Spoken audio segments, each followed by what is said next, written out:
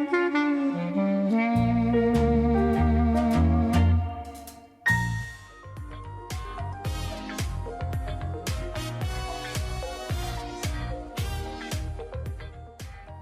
back to the show, everyone.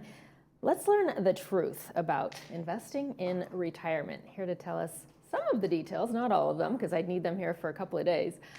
Jerry and Jaden Schlutzwitz from Pacific Financial Planners. Hi, you two. Hey, thanks for having us. Hi, nice to have you here. Yeah. Well, you've got a new guest. Heir apparent, right? I love it. Are we handing over the baton? Not anytime soon, but yeah. Well, it's so nice to have you here, Jared. Appreciate you very coming. much. Appreciate it. Good to be here. Thank you. So let's just get right into it. We've got a lot of things to talk about. You chose the topic, the truth about investing in retirement, Jerry.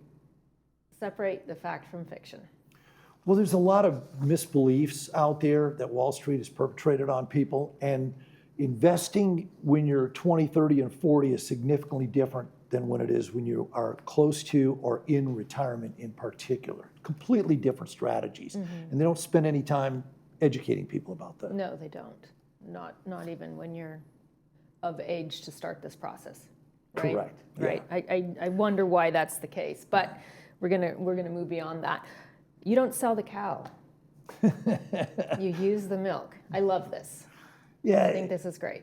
I've talked about chickens and eggs. It's the same thing. Your assets are the cows. Right. Okay, so you're trying to grow your assets when you retire.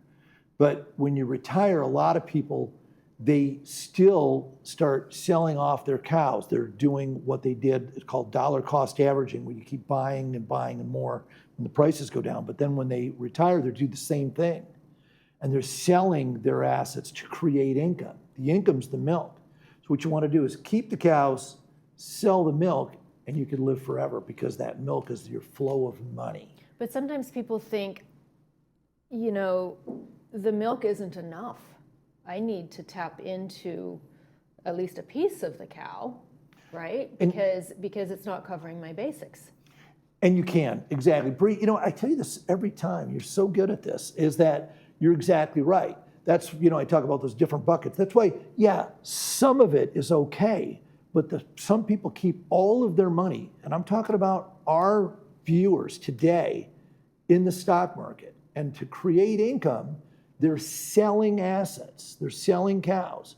Now, to have some of that is good idea, but a lot of people, and I see these every day, have all their money in the market, and they're at the RMD age, 73 and above, where they got to sell some money to create the income, or they need income. 80% of our viewers need income off of what? Their own investments, because they don't have enough pension money.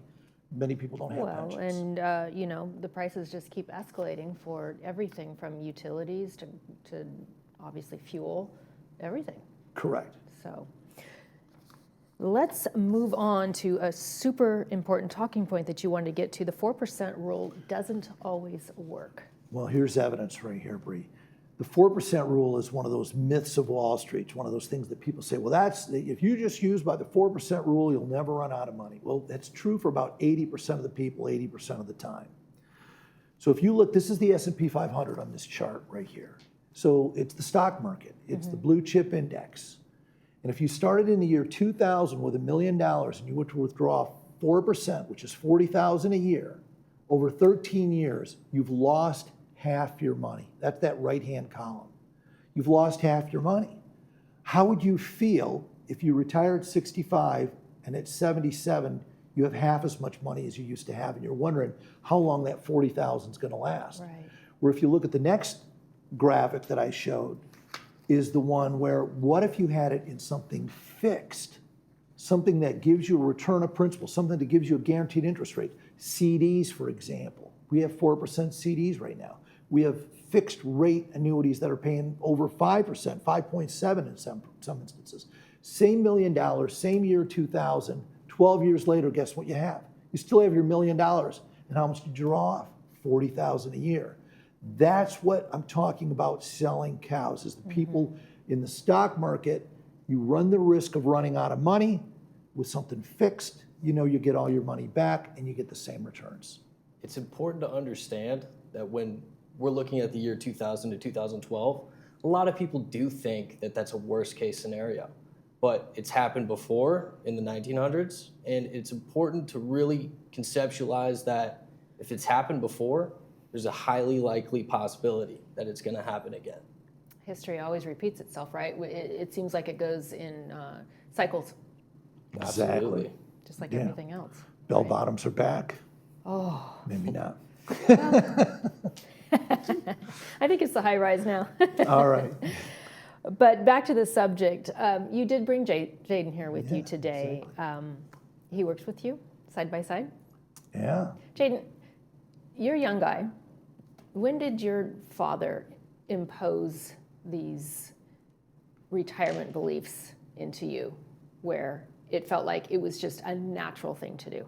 Because some people are just getting started. Well, growing up, he was on the radio for 20 years. So I would always listen to him on the weekends, driving to soccer or, with my mother and stuff Wait a like second, that. you listen to your dad? Absolutely. My I wife made did. him. I was forced to. But yeah, so I'd listen to him on the radio. I'd come into the office every once in a while, helping out where I could, usually did the vacuuming, but I was always around. Mm-hmm. And so a lot of it did stick. My experience is I did work for a lot of different big firms before I came to work for him, but his investment strategy is very unique in the fact that we're focusing on building income rather than just trying to focus on growth. Right. Wow. One point I wanted to make really quick, if we can back up to your example of the stock market. Did people invest in the stock market because they think that maybe one or more of their stocks is just going to escalate? Or do they think that it's more of a sort of level playing field, it'll just slowly rise over time? Maybe a little bit of both. I think that at some point in time, going for the home run is a bad idea, especially when you're a senior.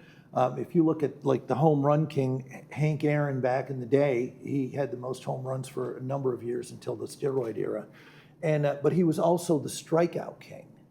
He has more strikeouts than home runs. Mm-hmm. And that's the risk of going that way. But people understand that the stock market always comes back and it always rises over time. And those are all true statements. But over time means a 100-year period of time, maybe not a 10 or a 14-year period of time.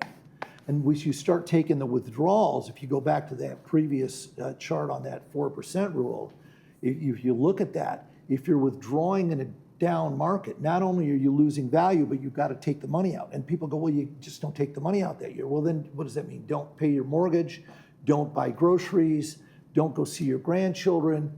You need the money back. Right. Wow. Jaden, give us your perspective on individual bond versus bond fund. So a lot of investors do think that bond funds and individual bonds are the same thing. But the biggest difference is that bond funds, there's no guaranteed repayment of your money at all. With individual bonds, there's two assurances. One is a stated fixed interest rate that you're going to collect until the end of the bond term, and then there's also the repayment of principal at maturity. With bond funds, there's none of those.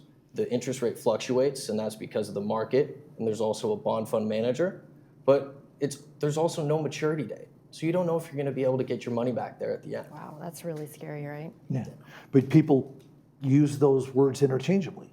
A lot of advisors talk about fixed income, talk about bonds, and then they sell you a bond mutual fund. It's not the same. That is why people need Pacific Financial Planners, because it does get really confusing, right? There's so much out there. There's so much noise coming in from talking heads all over YouTube or the media. It's like, let's peel back all the layers and what's going to work individually for your specific clients, right? And that's why it's super important to come in and have a consultation with you. Jerry, what are the 3 Ps and why are they important? Well, a lot of people have a collection of investments over the time. They retired, they rolled over their retirement account. Their aunt died and they inherited some money. They sold the cabin up in the mountains. So they have a collection. They don't have a plan. So you need to have a guiding plan overall for all your money. Where are you going to put the money? Where are you going to participate? And then the biggest thing that most people also miss is a protection plan. Because when it comes to retirement, protecting your money and not losing is more important than what you make. It's what you keep that counts in the end that matters. Of course, yeah. Almost what you can give away when you're not here. Yeah, right? there you go. That's an important topic too. Jaden, if someone would like to learn more about these habits, They could come to the Financial Forum. We hold those once a month. This next one's going to be on Thursday, June 11th, 3 to 5 p.m. down at Clubhouse 7.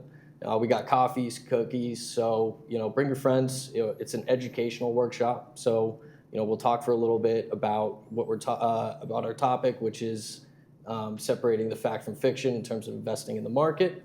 And we also encourage you to ask your questions. You can sit there and not ask any questions and just learn. You can ask your questions about anything, current markets, situations, about our discussion. We just encourage a free discussion, and there's no sign up or any requirements to go ahead and show up. fantastic. All right, everyone, go show up. Get your financial questions answered, at least briefly. Jerry, Jaden, thank you so much for joining me today. Appreciate it. Thanks for having us. Thank you. Thank you, Bree. Coming up next, Michael will be back with Heritage Point. Stay with us.